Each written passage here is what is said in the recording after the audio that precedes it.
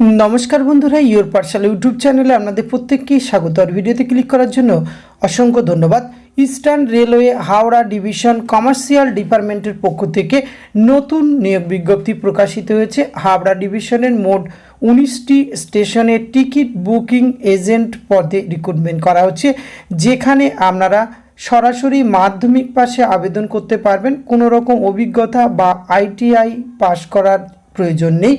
এই 19টি স্টেশনে কিন্তু আপনাদের টিকিট বুকিং এজেন্ট হিসাবে রিক্রুটমেন্ট করা হচ্ছে। তো এখানে কোন কোন স্টেশনে রিক্রুটমেন্ট করা হচ্ছে, কিভাবে আপনাদের আবেদন করতে হবে, বয়স, সমস্ত কিছু তথ্য আজকের এই ভিডিওতে এ টু জেড আলোচনা করতে চলেছি। ভিডিওটি আপনারা পুরোপুরি দেখতে থাকুন। সাথে চ্যানেলটিতে নতুন হলে অবশ্যই সাবস্ক্রাইব করে পাশে থাকা বেল আইকনটা অন করে রাখুন, যাতে করে এই ধরনের নিত্য নতুন আপডেট সবার আগে আপনার কাছে পৌঁছে যায়। তো আসুন সরাসরি অফিসিয়াল নোটিফিকেশনটি দেখে নেই। স্ক্রিনে আপনারা সেই অফিসিয়াল নোটিফিকেশনটি দেখতে পাচ্ছেন। Eastern railway Howrah division commercial ডিপার্টমেন্টের পক্ষ থেকে এই বিজ্ঞপ্তিটি প্রকাশ করা হচ্ছে।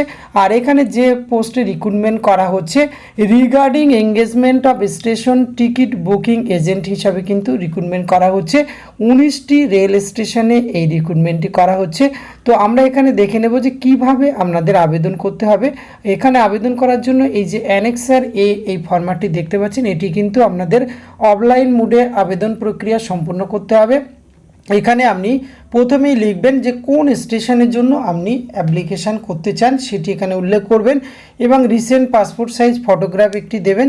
এখানে name of applicant, father name, date of birth, এছাড়া কোয়ালিফিকেশান অ্যাটাস্টেড করবেন, যেখানে আপনি মাধ্যমিক পাস আবেদন করতে পারছেন। এছাড়া যদি কোনো এক্সপিরিয়েন্স থাকে এরকম সিমিলার কাজের বা বিজনেসে, তাহলে কিন্তু আপনি এখানে জানাতে পারেন এবং কন্ট্যাক্ট নম্বর দেবেন।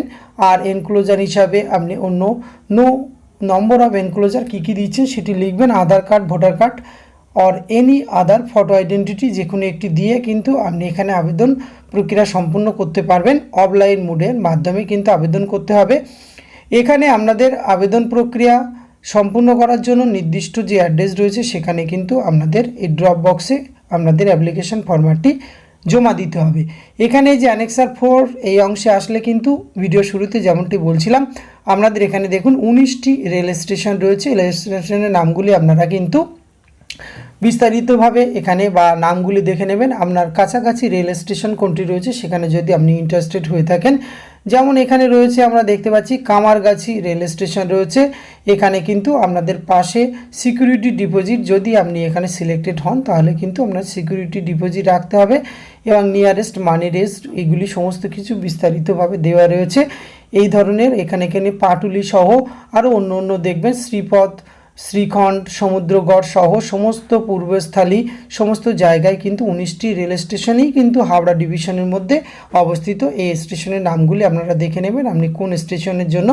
এবার আসুন আমরা এখানে দেখে নিই এলিজিবল ক্রাইটেরিয়া বা এডুকেশান কি লাগছে। এখানে কিন্তু আবেদন করার জন্য একটি শর্তাবলী রাখা হয়েছে। এই 19টি রেল স্টেশন যে ডিস্ট্রিক্টে অবস্থিত সেই ডিস্ট্রিক্টের থেকে কিন্তু আপনারা আবেদন করতে পারবেন, অন্য ডিস্ট্রিক্ট থেকে আবেদন করতে পারবেন না। এখানে মাধ্যমিক পাশে আপনারা আবেদন করতে পারছেন। ন্যূনতম 18 বছর বয়স থেকে আবেদনের সুযোগ রয়েছে। এখানে কিন্তু আপনাদের এই আবেদন প্রক্রিয়া শুরু হয়েছে। আপনারা কিন্তু নির্দিষ্ট প্রসেসে এখানে অফলাইন মোডে আবেদন প্রক্রিয়া শেষ করতে পারবেন।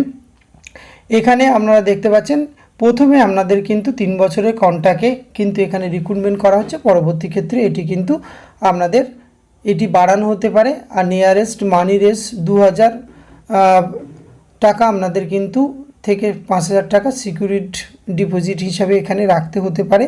এই সমস্ত ক্রাইটেরিয়াগুলি রয়েছে। সিকিউরিটি ডিপোজিটের বিষয়টি এখানে উল্লেখ করা হয়েছে, এই অংশে আপনারা ভালো করে দেখে নেবেন।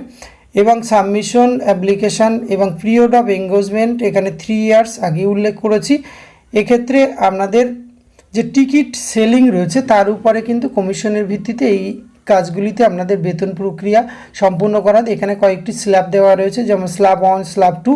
এই প্রসেসে আপনাদের যে পরিমাণ টিকিট সেলিং হবে তার উপরে কিন্তু, যেমন এখানে স্ল্যাব 1-এর ক্ষেত্রে দেখতে পাচ্ছি 25% এখানে রয়েছে। পরবর্তী স্ল্যাব 2 এর ক্ষেত্রে 15%, স্ল্যাব 3-এর ক্ষেত্রে কিন্তু এই 4% থেকে আপনাদের শুরু রয়েছে এই প্রক্রিয়ার মাধ্যমে। সুতরাং আপনার যদি কোয়ালিফিকেশান ম্যাচিং করে এবং আপনি যদি ইন্টারেস্টেড হয়ে থাকেন তাহলে কিন্তু নির্দিষ্ট সময়ের আগে আপনাকে এখানে কিন্তু আবেদন প্রক্রিয়াটি সম্পূর্ণ করতে হবে, তবেই কিন্তু এখানে আপনি এই প্রক্রিয়ায় নিয়োগ প্রক্রিয়ায় অংশগ্রহণ করতে পারবেন।